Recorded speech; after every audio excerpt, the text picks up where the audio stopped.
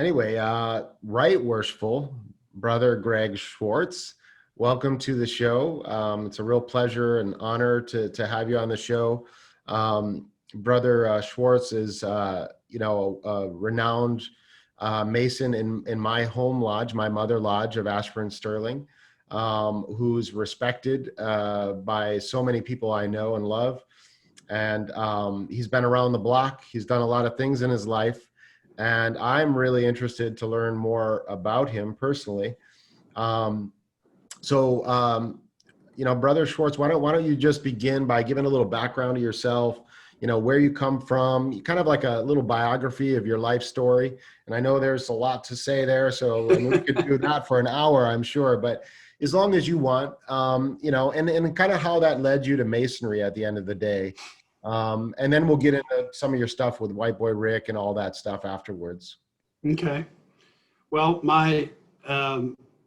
I'm heavily involved in a couple, 2 or 3 organizations. Number 1, Boy Scouts. Number 2, the FBI. And number 3, the Freemasons. And to put some context to it, when I was 2 years old, born in Grand Island, Nebraska, my father decided to join the FBI. And so off we went, and I've been assigned through through my father to Texas, Los Angeles, 5 years in St. Louis, 3 years in Kansas City, 2 years in Topeka, and the bulk of the career was in Hays, Kansas, which is in western Kansas. And that's where I went to high school and college. And then upon graduation, I came back to Washington, D.C., and was a clerical supervisor at FBI headquarters. And after serving 3 years there, went to new agents class. When was that? What year was that? I actually started when I was 21. Uh-huh. In June of 1975, I went to new agents class in Quantico, Virginia. And upon graduation was assigned back to the Washington field office and stayed there until 1979. And then from 79 to 89, I was in the Detroit field office. And then from Detroit, I came back to Washington, D.C., and went to the White House for about 9 years. And then the United States Senate and the House of Representatives. I covered those 3 areas doing presidential backgrounds. I finished my career as a supervisory special agent assigned to the background investigations unit and retired from that. And during that period of time, in 1983, I remember we were on a family trip, and my dad said, come here, I want to talk to you for a second. And he said, recently he had joined the Freemasons. And he said, I'm not really going to tell you a lot about it other than the fact that it is an outstanding organization. And based on that, it would be a tremendous character builder for yourself. And if you ever pass a Masonic lodge, you should take the time to stop and introduce yourself and see if it's for you. Well, at the time, I lived in Southfield, Michigan, and I did it. I realized that every day when I was going to work, I was going by a Masonic lodge, and so I pulled off and I saw a bunch of guys standing in the front yard, and I went and introduced myself and liked everybody that I had met, got involved with the local lodge there in Southfield, Michigan, and ultimately went through the chairs and became the Worshipful Master in 1988. upon my transfer out of Detroit back to Washington, D.C., I became a member at Herndon Lodge and was there for a number of years, but then I had met a bunch of other Masons from our lodge, Ashburn Sterling 288, and demitted at Ashburn and came out to, demitted at Herndon and came out to Ashburn. And when I got there, the attendance was not certainly what it should be. We had a number of occasions where we had to call some extra folks to get them in there so that we could pay the bills, et cetera. And, ultimately I became the worshipful master of that lodge, our lodge. And then after that was nominated to be the district deputy grand master. And so I served in 2017 as the DDGM, and it has been tremendous because as DDGM, you actually have the opportunity to go to a number of different lodges and see how they are run. In District 2, at the time when I was there, we had 4 lodges. And it was just very interesting. You as DDGM, you do have a personal relationship with each one of the masters if you go and attend the lodge meetings, and I did. And it was, so that's basically an introduction to, and then I retired from the FBI in June of 2002, and wow. Continue to serve as a special investigator, and I do the background investigations for folks that want to become a special agent or a linguist or an analyst, and it's a very rewarding career because I've had the opportunity to meet so many unique individuals like I did through my FBI career. I bet. And so, so what about the appendant bodies? What appendant bodies are you a member of? Well, I'm a member of Royal Arch and the Commandery and Scottish Rite and Knights Masons and Operatives and Athelstan. And it's just been a tremendous opportunity to meet more and more and more great individuals. Wow. Once in a while, it's very rare that you meet somebody that you think, well, I'm not interested in striking up a close relationship with that particular person, but that is very, very rare. Yeah. And I have enjoyed it all the way through. It's been an outstanding experience, and one that I would recommend to each and every man that wants to become a better person. That's right. That's an excellent overview there. Quite a life.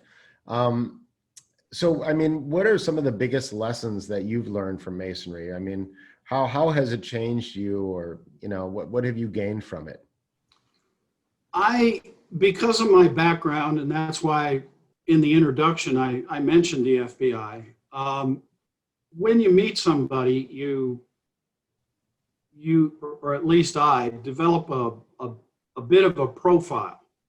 What does this person like? Where are they going with what they're saying? What is the motive behind their personality? And I do a lot of, I really can't stop analyzing. I don't analyze them psychologically. I'm just analyzing their life. Right. And the great thing about Masonry is that each and every person that I have met in all of the appendant bodies, there never seems to be anything that is selfish. They're all out for the better level of morals and the way that they conduct themselves, Right. in their own personality. And and unlike the FBI, it's when you have a subject that you're investigating, you always go back to motive. What was the motive that caused him or her to do this? And in Masonry, you rarely find anything that deviates from the motive of I'm trying to help somebody else. Right. Right.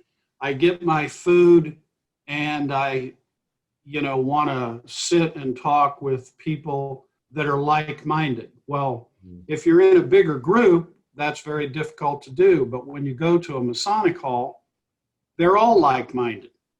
Yeah, it's incredible. In their own way, yeah, they have the ability to communicate that like-minded ideal, but through a whole different methods, and the way that they talk, the way that they try to transfer that idea of becoming a better man. Yes, indeed. And I agree that, sitting down with Masons in a lodge, you have that automatic connection, because we all share that desire to improve ourselves and to do something good for the world. And we joke, we have, a lot of guys have good senses of humor. That's one of the things I really like about Masonry is we're goofy, and we joke too. And I think that's a wonderful thing. We try not to take ourselves too seriously because we know we're flawed as human beings. But it's a wonderful bond we have, and we're all trying to do the good work in this world to the best of our ability. And it's a real blessing and an honor to be part of such a society. There's no doubt about that. It is. And that when you walk into a Masonic hall, no matter where it may be, you already know about the guy that you're just being introduced to. Exactly. So exactly. Yeah, I've found it to be super rewarding and very, very satisfying. So what did you like most about your work in the FBI? And I know you're still doing investigation work, you're retired. But what did you really like the most about working for the FBI? I had a very unique career, and that's what I'm writing a book about is the uniqueness of my career and my opportunity that I had to meet and to interact with a complete rainbow and spectrum of personalities. I dealt with some guys that were hired murderers and assassins in Detroit. I've dealt with what I consider to be the lowest rung of person, maybe because of their environment or because of their own personalities. Who knows? And yet, when I worked at the United States Senate, and the White House, I had the opportunity to meet and interact with Ted Kennedy, Bob Dole, Strom Thurmond, Jesse Helms, Robert C. Byrd, all of them in the 80s. Wow. Or no, not in the 80s, in the 90s. Mm-hmm. Any person that was a senator during the 90s, I had the honor and pleasure to interview them about presidential investigations. And when you do that repetitively, again and again and again, they get to know you as if you are one of their personal staffers. And it's, when they keep calling you Greg, And, you know, it's just pretty, I don't know, it's unique. Oh, yeah. I've had the opportunity to talk to two vice presidents of the United States. During the Clinton administration, all of the cabinet members. I did the background investigation on Monica Lewinsky because Oh, wow. I just happened to draw her name out alphabetically, and I interviewed her a number of times and some of her family members, and kind of got to know her a little bit. That was pre the scandal, though, right? Yes, it was. It was when she came into the White House. Everybody at the White House, no matter if you're mowing the yard, all the way up to the chief of staff, everybody gets an FBI background investigation. There's only 4 people who do not. Right. The president and the first lady, and the vice president and the second lady. And the reason that they don't, and one of the things that is that the American public just doesn't realize is, if you're an elected official, you do not have a background investigation. Now, in my mind, that's not right.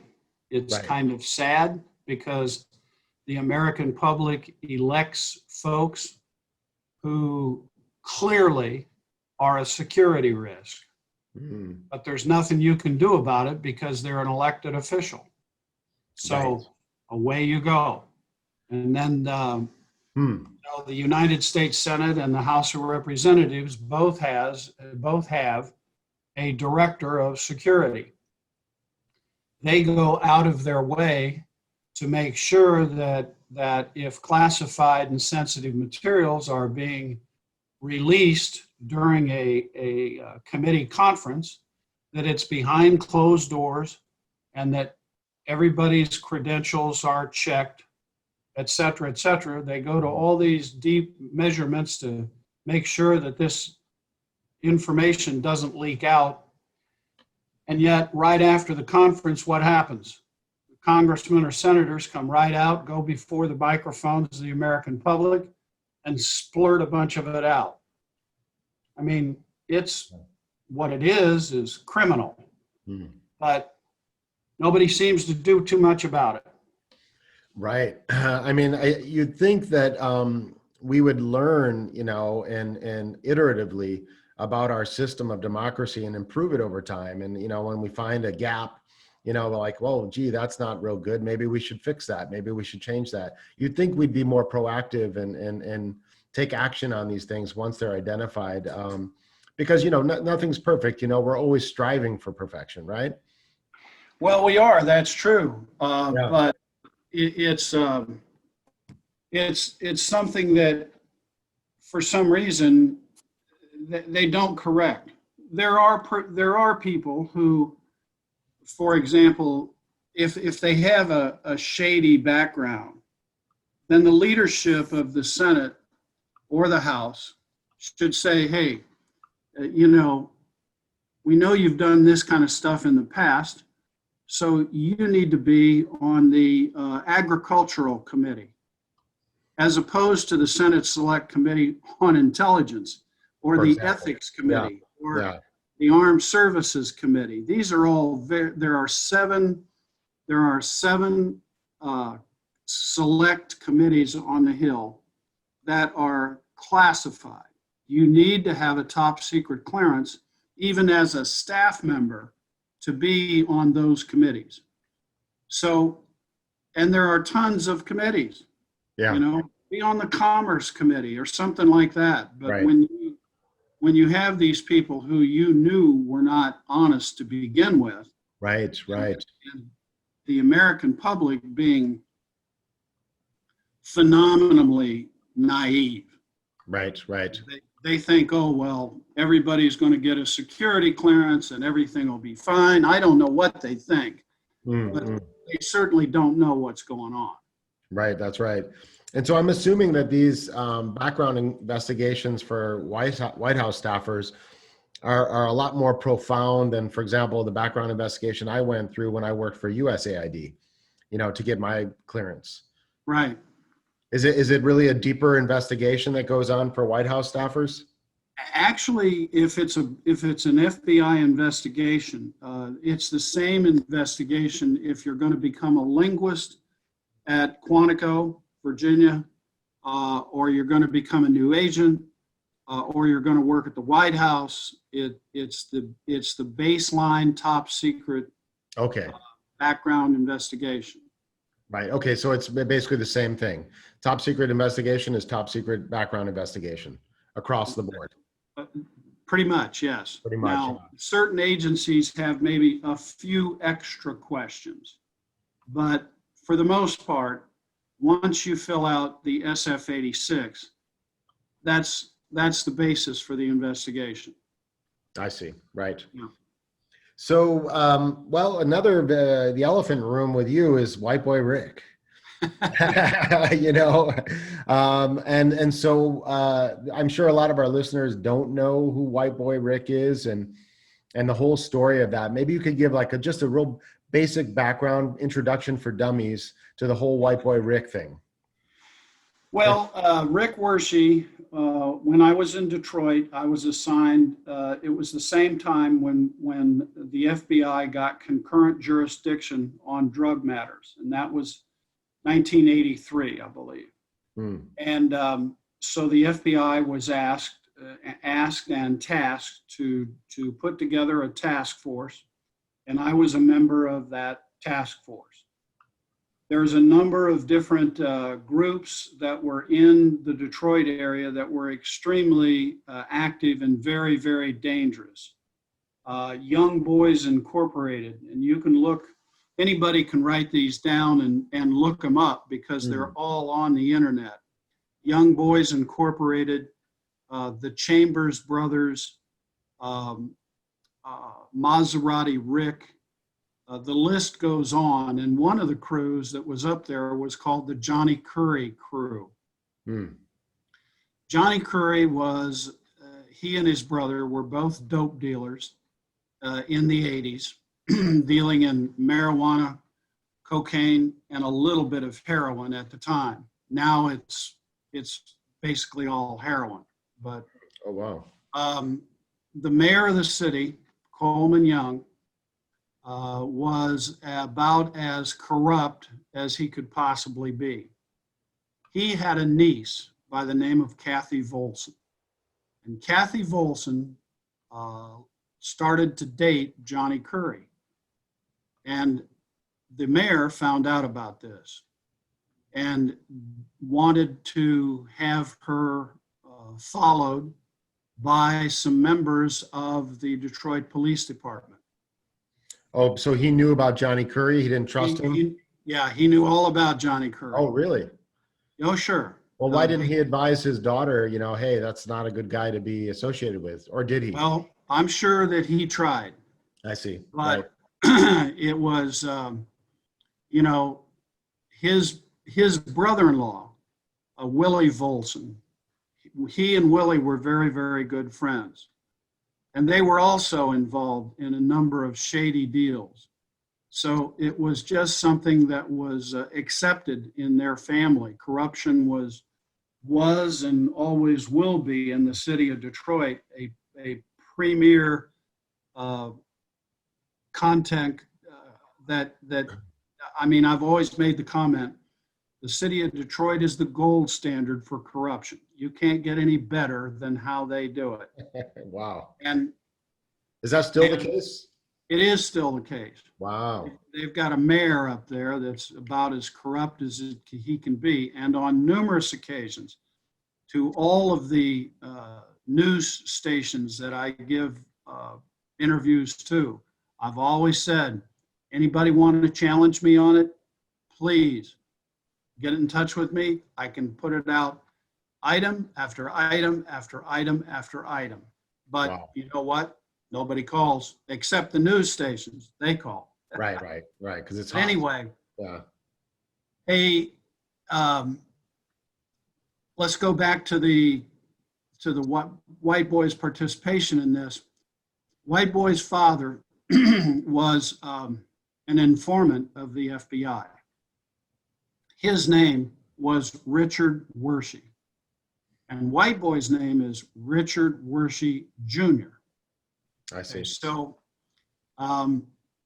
we, not myself, but the former case agents that were assigned to the Johnny Curry case. And you got to realize that in the FBI, you might be the case agent today, but then you get a transfer someplace. Some other case agent takes over that particular case. And so you have a series of case agents that go along. Over time. I was the fourth and the last case agent.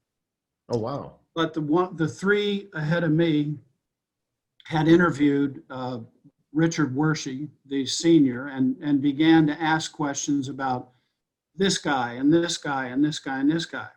Well, everybody in this particular gang, actually in all gangs in the city of Detroit, they're all black. There were no white people involved in it at that period of time. But Rick was a white kid who grew up in an all black area, the east side of Detroit.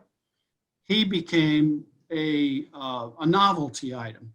And Right. that's why they started to call him White Boy. Because everybody, Rick is a very common name. Well, what Rick are you talking about? I'm talking about Rick, the white kid. So he got the name White Boy Rick. Uh-huh. Well, Rick, at the age of 13 or 14, was sitting in on some of these FBI debriefings. And when the father was saying, I don't know that guy, I don't know that guy, I don't know that guy, Rick was going, well, I know them all. I ride my bike with them. I go to this basketball court and that, and they all know me and I know them.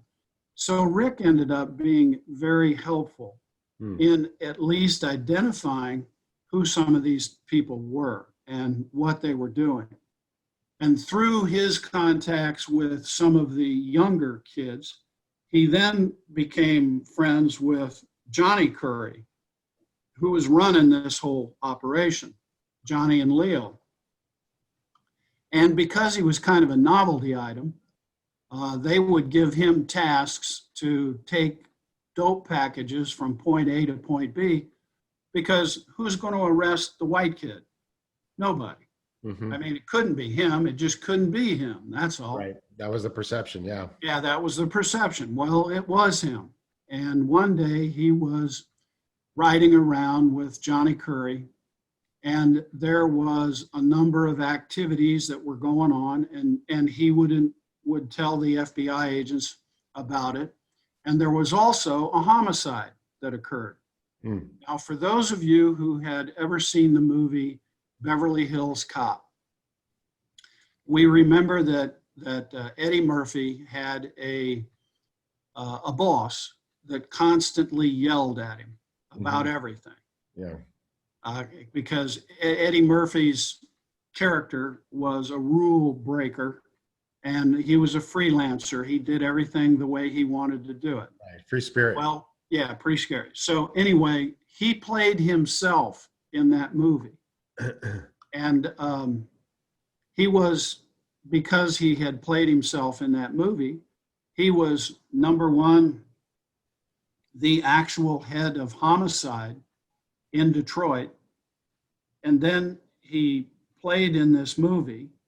And then he was going to run for mayor because he was as popular a person as he could possibly be. And when this particular murder went down, it was Johnny Curry's crew that did it. Oh. And they did it because it was a drive-by shooting. They were trying to shoot up the home of Leon Lucas, who had fallen out of favor with the gang, and they wanted to make a statement. So they got some guns, they did a drive-by, and Leon wasn't there. And I think they knew that Leon was not there. They shot up the house, but what they didn't know is in the back of the house was his 13-year-old nephew. And his name was Damian Lucas. And he died. Oh, that's terrible. Yeah. Yeah. And so that homicide became a very, very big deal. Hmm. And um, it was the head of homicide, of course, is this guy that played in the movie. And there was a telephone call made from Johnny Curry directly to his office. And he said, I think we have a problem. And the head of homicide said, yes, you do have a problem. And he said, I'm going to come by with a package. And he went and gave the head of homicide $10,000 as a bribe. Now, we know this because at the time I had microphones in the house, in the basement, in the one of the gas stations that was there. And who was riding in the car but Rick Worshey. And so Rick heard that end of the conversation. And then Johnny Curry told him that he was, talking to the head of homicide.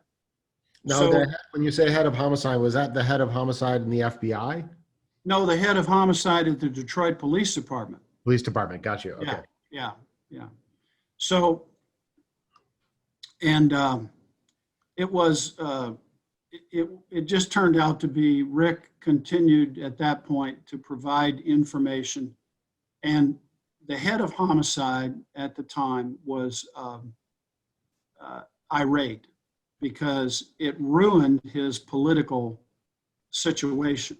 And after Johnny Curry was sent to jail, because ultimately the other case agent, Herm Groman, and myself put together the final package of prosecution.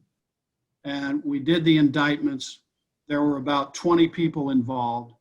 And during one of the beginning court hearings, Johnny and I had a little sit-down personal conversation. And I convinced him that the best thing for him to do was to do a plea agreement for 20 years. And Johnny said, okay, sounds good to me.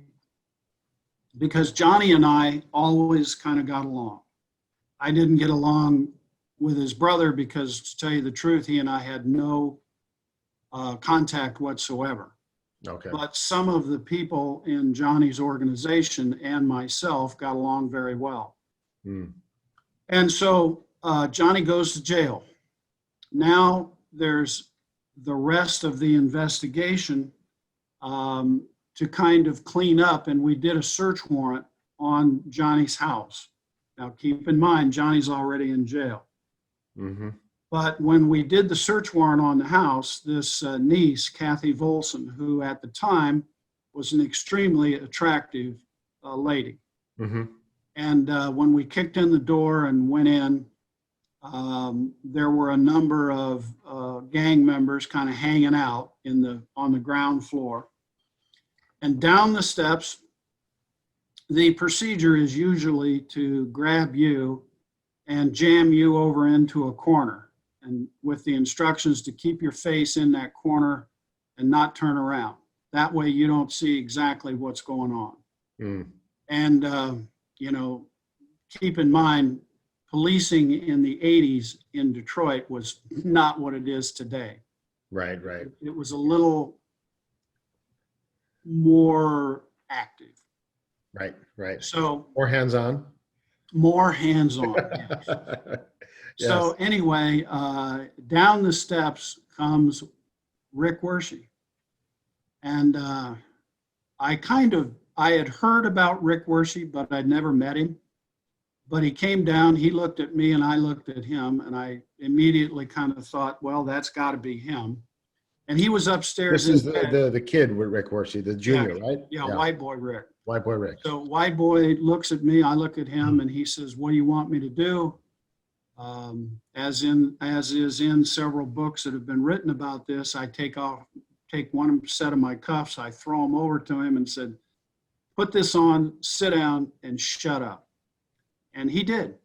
And since that time, he was always very open with me. He always told me the truth.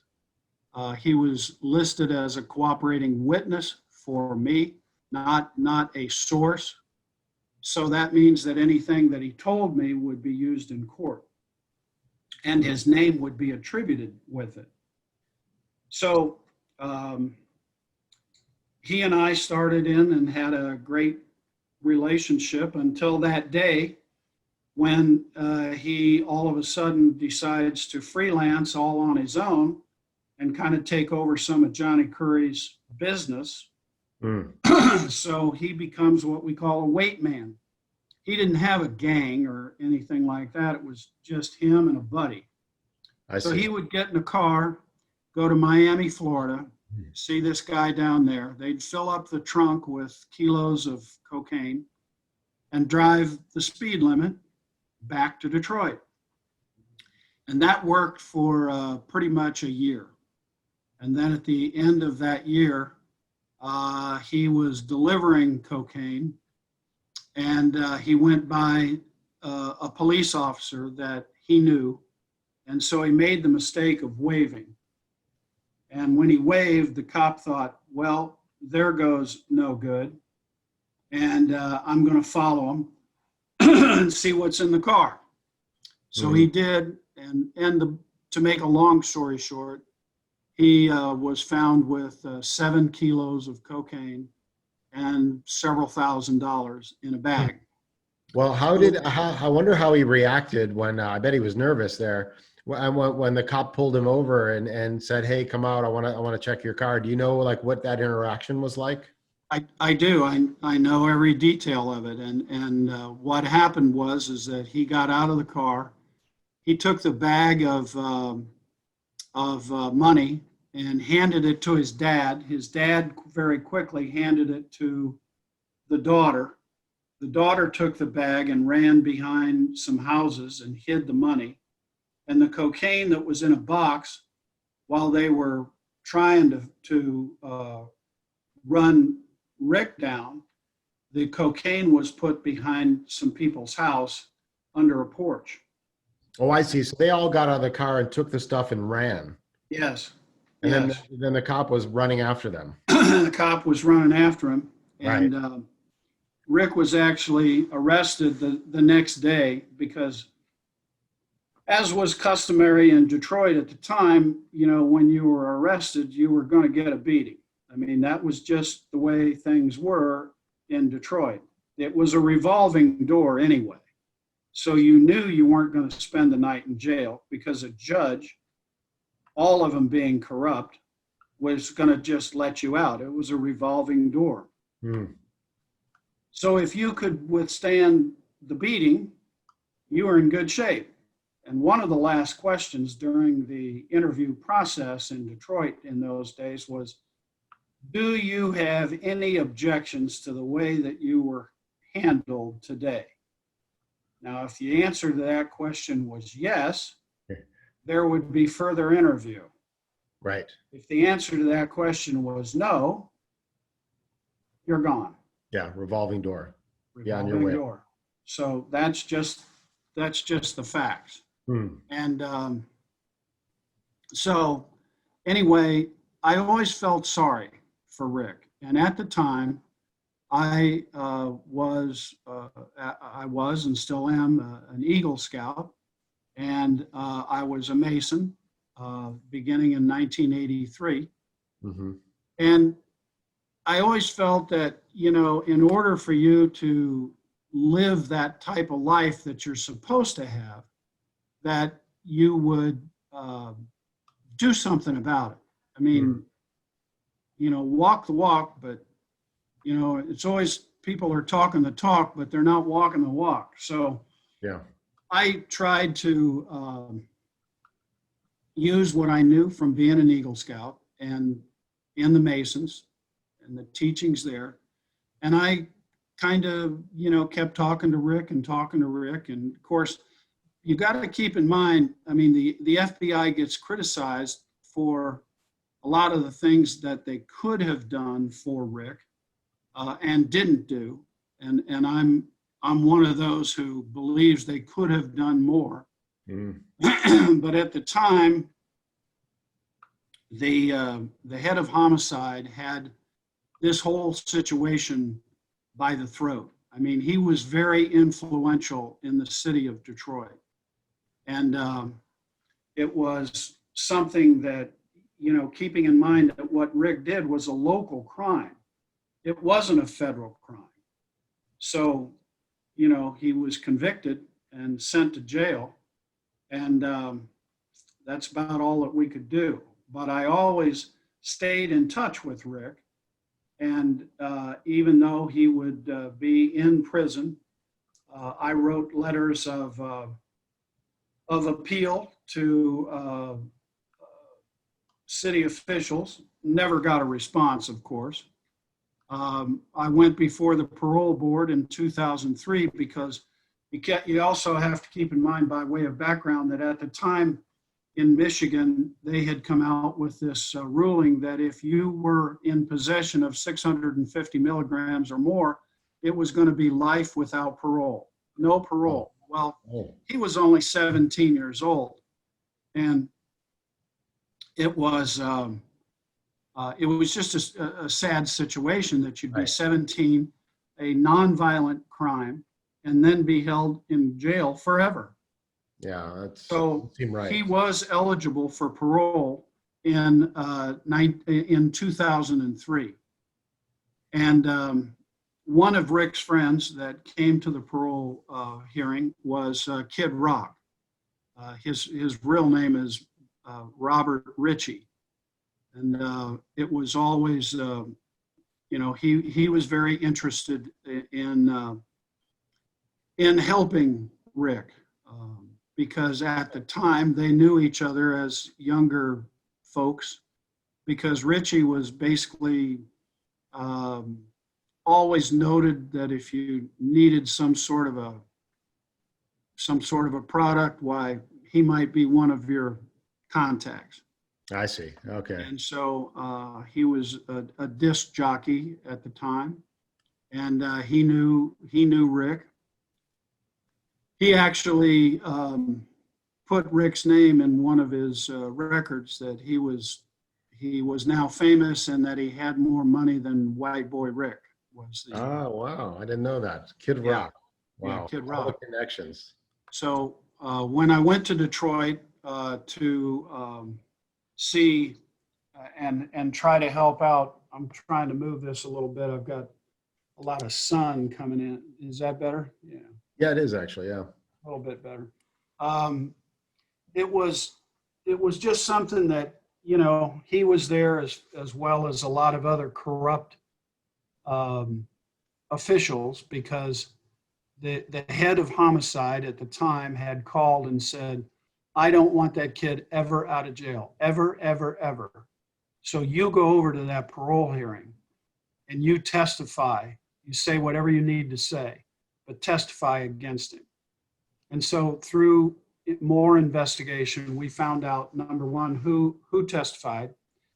And then number two, we found out through another source that they had gone to the news media and pulled all of the different news articles, because the internet wasn't as active as it is then. I mean, this is back in the 90s? Back in the 80s. Oh, 80s. And so you actually needed the the actual article, but they just reviewed a bunch of articles and then came out and lied that they felt he was this and this and this and that. And the parole board, being some of the most ignorant people that you'd ever want to meet, they believed it all. They never asked any pertinent questions like, have you dealt with White Boy Rick yourself? Because the answer would have been no. Wow. Have you worked narcotics? No. You know, I mean, come on. Yeah. It could have been anybody coming in off the street, but they were impressed because these guys had on uniforms and titles and etc. Oh, so the parole board denied him parole, and he stayed in jail. Ultimately, he was available for parole again, and at that next hearing, why he was granted parole, but then he had to go to uh, Florida because he was in the witness protection program.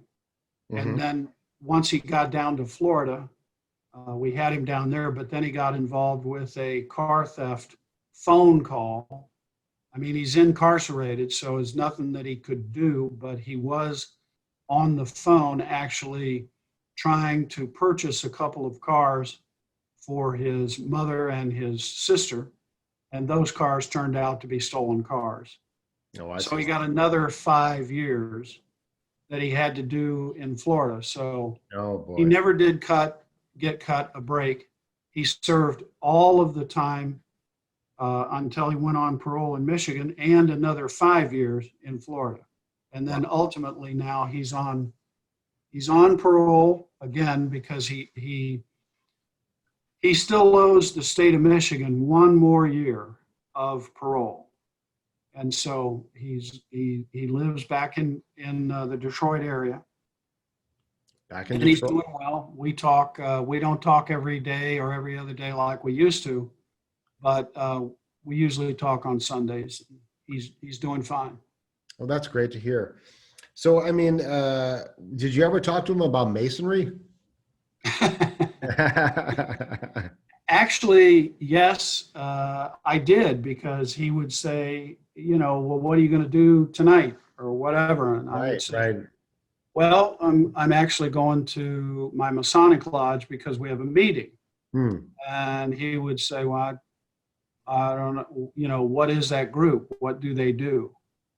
And so I would, you know, explain to him about becoming a better person. And he became actually a, a very, very serious conservative because one of the things that he did on a regular basis was get on the phone with me and rail about some case in Detroit where murder or rape or beheadings or all kinds of different things occurred, and then the guy gets 10 years in jail.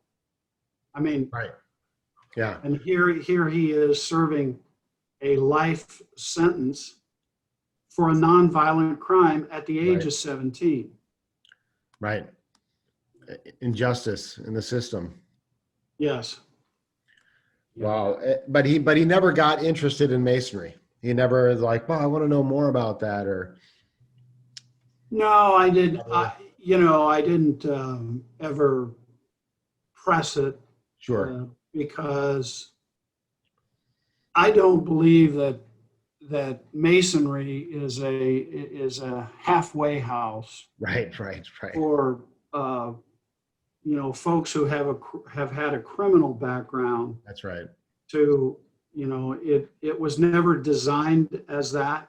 Right. It's, as they say, it's to make good men better. Yes. Good men. Good men. Yes. I mean, not to say he's a bad guy. I mean, everyone's got good in them. But yeah, that is sort of a requirement, and that's why in masonry you do background checks is to make sure people don't have a criminal record. But I also know there are exceptions made. Apparently, I talked to a brother on the show recently, actually, who had a criminal background. I think he was in prison for a couple of years. I think it might have been related to drugs, if I remember correctly. But and he really was interested in masonry. He was always interested in masonry. And when he got out of prison, he wanted to join a lodge, but he knew about that requirement that you can't have a criminal background or whatever. So he was kind of, had some trepidation about trying to even join, but he found a lodge and, was very open with them and told them the truth about his background and said, I know you guys probably won't accept me. This is my background. They accepted him. And so it can be done. But yeah, you have to be a good man and people make mistakes. But it is rare, definitely rare for that to happen.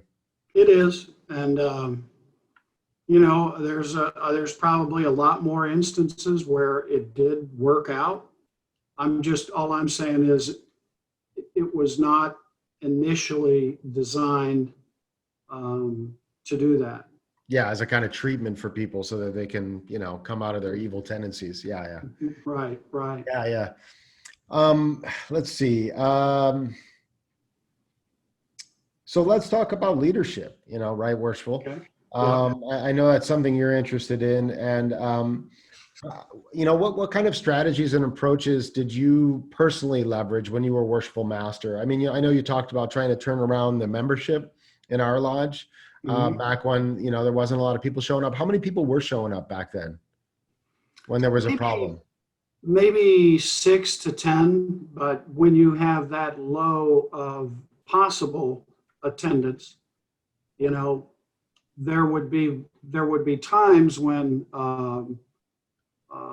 another Rite Worshipful, his name is Chris Thompson, would have to come from the Hamilton Percival Lodge and come to our lodge to make sure that we had 3 or more to open the lodge and actually do business and keep it going. When I took over, it was basically under an understanding that I was one of the few that would be as a former worshipful in 1988 up in Southfield, Michigan, that I could at least open and run a lodge. The 2 previous worshipful masters, one had planned on moving, and the other had already been master on his 3rd year. And he had, and rightfully so, he had done his job. So I basically realized that the folks that I had, and I was very, very fortunate. I had the senior warden was Brother Worshipful Jason Matchett, and my senior deacon was Worshipful Ray Bacchus. Both were exuding enthusiasm about Masonry. And I could tell right away that if you just let them go, let them do what they want to do, that it will be their idea and that they will run with it. And that my job was to while they're busy thinking about the future and putting together programs about the future, and basically at that point being membership, because I had only been there 2 years, maybe 3 at the lodge. So I didn't have that intelligence base to say, I know all the members and I know who the key members are that might be more enthusiastic than others, etc. So I was very, very fortunate to let them go, and they did a good job. My job that year was to see to it that the physical plant was changed. And so I did things like tore out, actually we went from the ceiling to the floor. We put in a new ceiling, we put in new lights, we repainted the lodge, we threw away all of the old furniture in the dining hall. We added new tables and chairs, Right. and then we put in a new floor.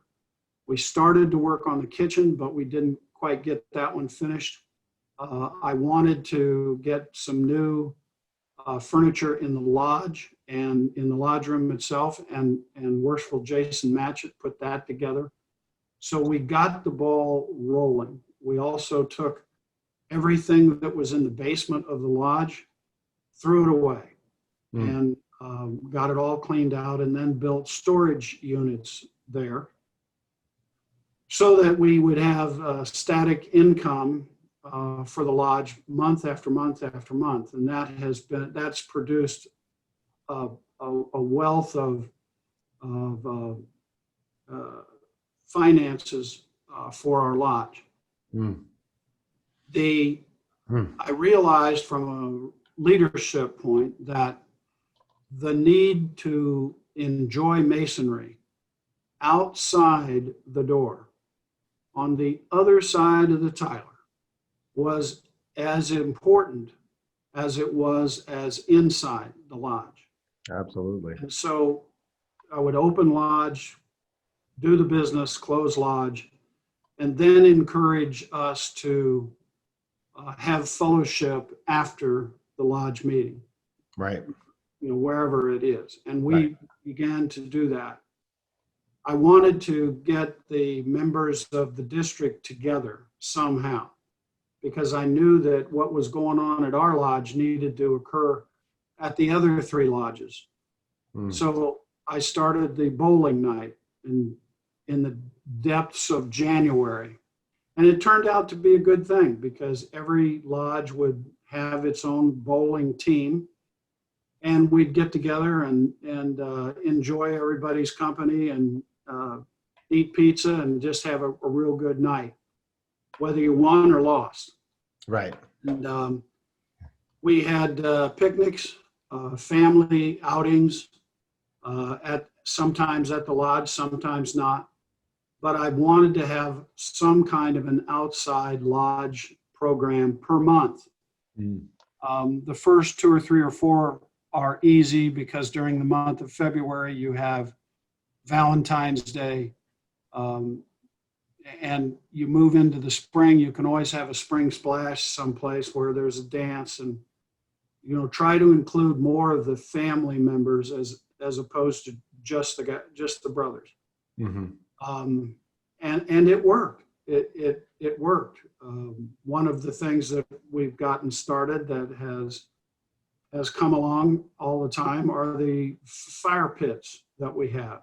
Mm-hmm. And encouraged folks to come over to my house, where I've got a fire pit in the back, and other places.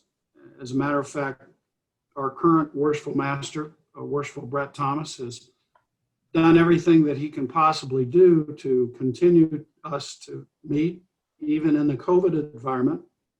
Yeah, very challenging. And do it outside. Yeah. And it's been really, really successful. It's not uncommon for us to have 20 or more members present. And it's been great. It's been great. COVID has certainly taken its toll, but it's not, it hasn't been that prohibitive.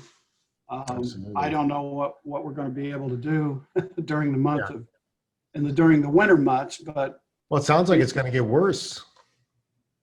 Just when we thought it was going to get better or it was going down, it sounds like it might get worse in the winter.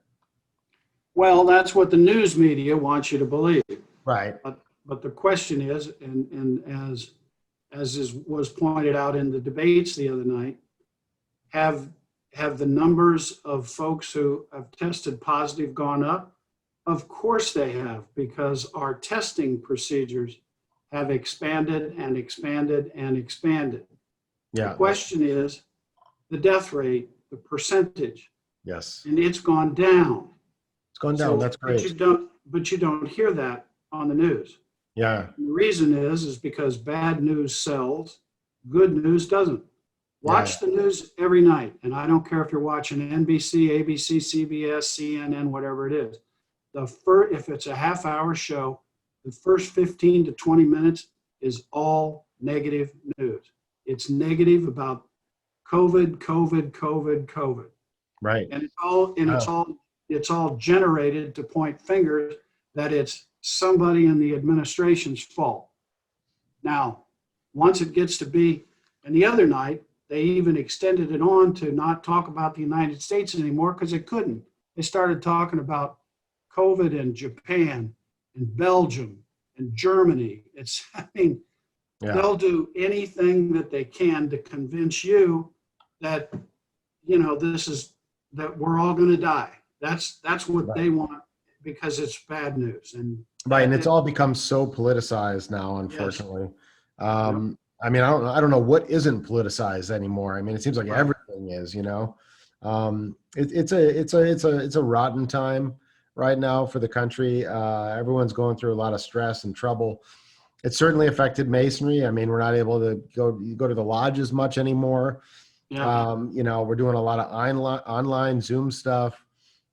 How do you think this is going to affect Masonry in the long term? Do you think this whole virtual thing is having some kind of impact on Masonry And I mean, because some brothers have talked about, I know on like Refracted Light page, I don't know if you're familiar with that, but there's a page online started by a bunch of brothers that focuses on Masonic education, on a lot of esoteric stuff, and they're having a lot of presentations on that page on Facebook. And a lot of people are talking about a kind of renaissance in Masonry around education. You know, particularly as people have more time, they're home, they're doing more reading, they're asking more questions about, you know, symbolism and, you know, what's the ancient history of Masonry. And this could lead to a sort of resurgence and interest in Masonic education. And this could help a lot of young people that have an interest in that to join Masonry. So what are your thoughts on what Masonry is going through now and where you think it's going to go in the future? Have you ever asked anybody whether or not they know what a Shriner is? Have I ever asked anybody that? Yes. No, I've never asked anybody that. Well, the next time you go out to eat or you're in some sort of an establishment, somebody that you don't know at all, just ask them, have you ever heard of the Shriners? The answer is, yeah. Yeah, I think those are the guys. I think those are the guys that do all that good work with a hospital. Right. That's what they say. And they drive the little cars. I've asked tons of people this. And then back it up with, have you ever heard of the Freemasons? No. So you don't. You know what the Shriners are, but you don't know about the Freemasons. Nope. There's something wrong there. Yes. We have, as an organization, we have nothing to hide. Nothing. No, we don't. It's all on the internet anyway. Okay? It's all there. Yeah. All you got to do is type it in and boom, what pops up? It's all there, including a lot of secrets. But, you know, the thing is, you'll never get confirmation from a Mason as to whether the secret you're reading is right. Right. Right. Gotta join. But my point is that for years and years and years that I've been associated with it, the population, our population has gone down, down, down, down, down. And when you're asking questions of the public where the answer is either, I don't know anything about Masonry, or, oh, I attend one of the churches around and they don't like the Freemasons at all. Right. And there's lots and lots of small churches who they have absolutely no use for the Masons at all. None. Because we're going to take over the world. Right. And they're demonic in so many different ways, et cetera, et cetera. And then you ask them, do you even know somebody who's a Mason? No. But I've been told that, and I was told that by either the minister or the pastor or whatever, and boom, there you go. So it gets back to, what's the rumor about Jeremy?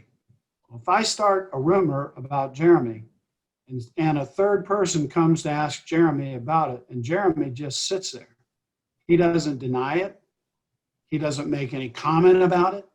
He just, well, then what's the third person supposed to think? Yeah, it's going to fester. It's going to grow. Sure. The rumor's going to grow. Right. Right. And Masonry needs to come to a point in time here where they begin to promote themselves. Yeah. And until they do that to the public, I'm not talking about more and more programs to, well, we need to do this in our lodge, or we need to change, you know, whatever, administrative procedures. That ain't going to get it. You need to go out there and promote Masonry. Exactly. The same thing is true today with Girl Scouts as opposed to Boy Scouts. The Girl Scouts, you see advertisements about the Girl Scouts periodically. When was the last time you saw anything with regards to the Boy Scouts? They didn't do it. They didn't do it. They didn't do it. And now you see all of this, contact our law firm for sexual exploitation lawsuit. Right. As a matter of fact, this morning when I got up, I saw not only one, I changed the channel five up, and the same program was coming on again. Why? because there's no spokesman for Boy Scouts that comes out and promotes it. They Right. won't do it. They won't do it. It's true. And there are so many misperceptions about Masonry. I mean, I feel like, we need to be setting up like booths at events, meet the Freemasons. Right.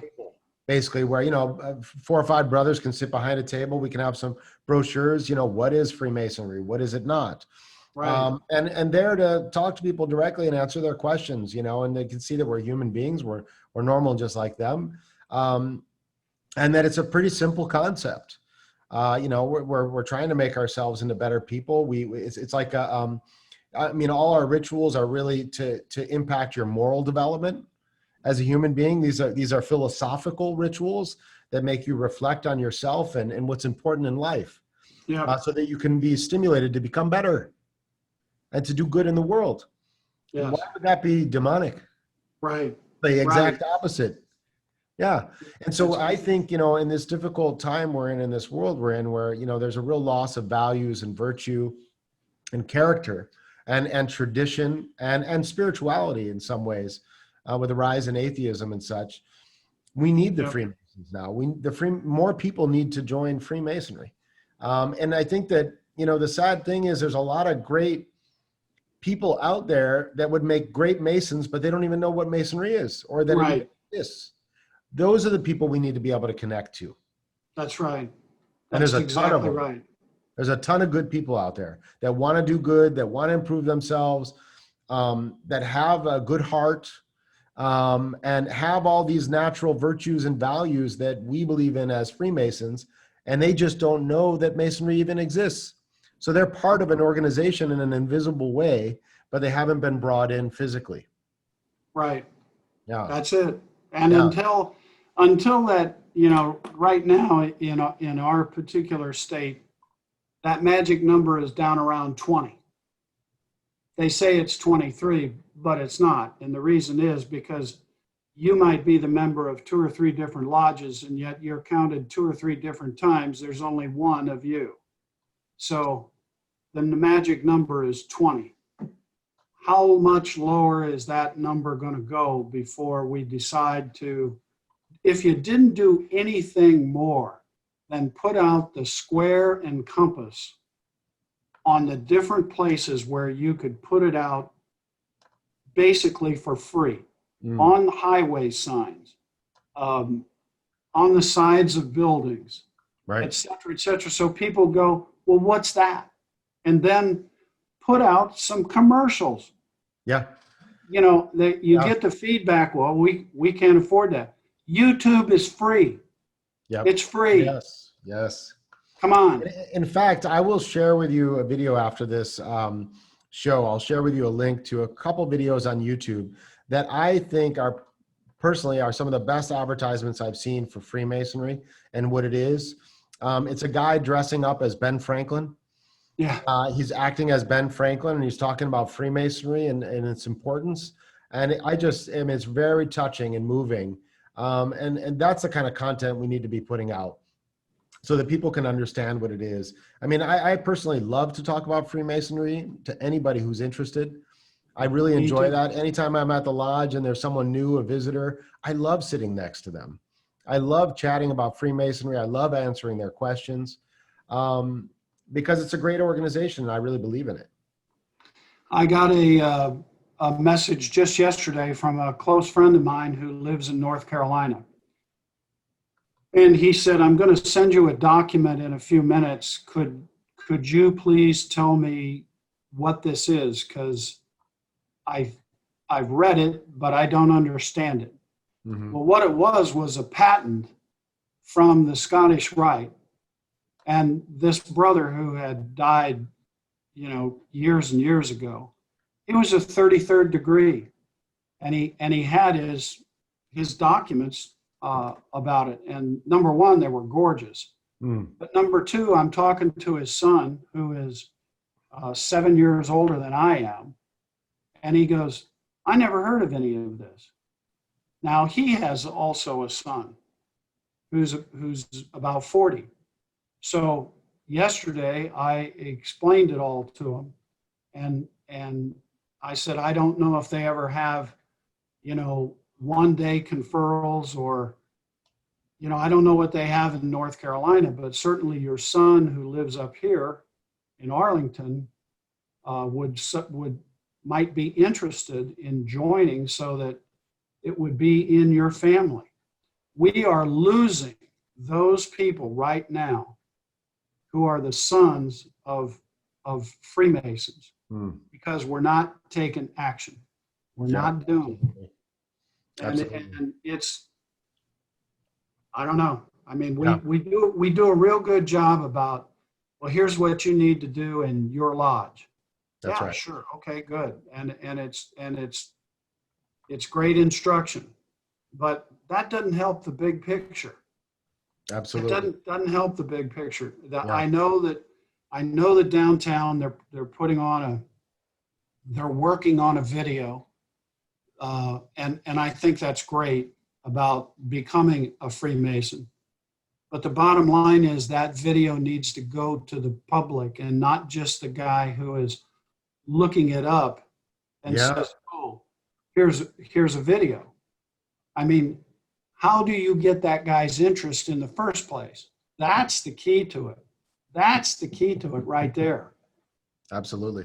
Yeah, no, I hope that, people watching this that have a passion for Freemasonry will think about this and reflect upon this and what they can do to help promote awareness about what Freemasonry is and kind of outreach, not proselytizing. That's not what we're about. We're not here to preach or to convert people or anything like that. That's nonsense.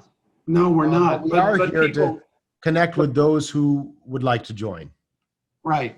And people need to know that, the general population needs to know that the Freemasons is a group and a force for good. Exactly. Not bad. Throughout history. Exactly. Throughout history, Freemasons have quietly worked in the background in a humble way to improve this world. And it's been a force, that has been critical to the stability and peace in this world, and needs to continue and needs to always be encouraged and reinforced as much as we can as Masons. That's true. That's very true. Yeah. Well, anyway, Rite Worshipful, I want to thank you so much for coming on the show today. It's been fantastic. Do you have any final words of wisdom or anything you want to share with folks? No, not really. Everybody just do what they can to promote. When I go out, I put on my polo shirt, square and compasses, or throw on a square and compasses hat. And actually, when you have the shirt on, you're kind of aware that you have the shirt on. But when you put the hat on, you forget. And I go to, a number of times I've been in the airports, or I'll be on an airplane, or I'll be in the grocery store or something. And some guy will walk up out of the blue and say, "Where's your lodge located?" And you go, how does he know? Oh, the hat. Yeah, and then it dawns on you, you're wearing the hat, man. You're wearing the hat. Yes. So it's our own responsibility of doing our own advertising. But I got to tell you, in today's crazy world, because it hasn't been advertised in the past that we are a force for good, there's a lot of people who think that guy over there, he's demonic and he's going to take over the world. What a mess. Yeah, what a mess. What a mess. Yeah. We got to do something about that. But I think, conversations like this, this is part of it. This is going out there. So, all of us will, if we all do our little part, the world will become a better place. Yeah. Jeremy, I appreciate you having me on, and it's been a pleasure talking to you. Thank you, sir. Have a great day. Cheers. Bye.